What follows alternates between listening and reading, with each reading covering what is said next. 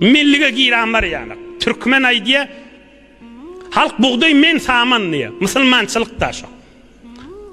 Halk buğday men saman, halk qav men yaman diye. Pirin aydiyan kefi şu.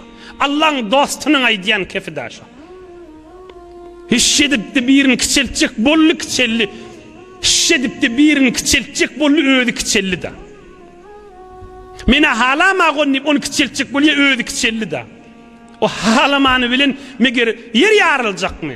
Meger halamanı bilin asman kapışacak mı? Men halama gonniya da halamadı da. Meger ol halamanı bilin kapışacaklar da. Ey işte kıl kıymıllamiye. Tekebbürlük etip şu kefayet ya da. Allah onu söymeye. Allah Zülcelal onu istemeyer. Pehlivi direk diyenim şaha bir adamı kıçeltecek boluye. Bir mahluğu kıçeltip ulumsırayacak boluye. Menniyecek boluye. Fakat menniyecek boluye. O Hudayın da yigrinyen zadi bir adam bir mahluk menniyse. Ey cemaat Allah Teala'nın en yigrinyen, halamayan, kovurmayan zadi millikta. Näme dip pehlivi direk da.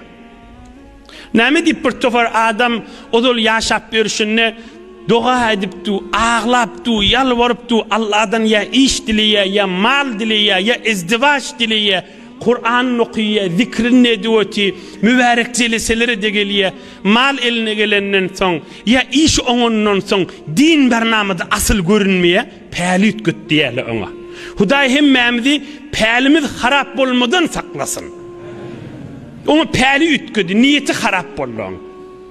Ul hudaya allacak boluye. Allah Zülcelal'ı allap bolma rahim. Hi hudaya allap bolacak mı?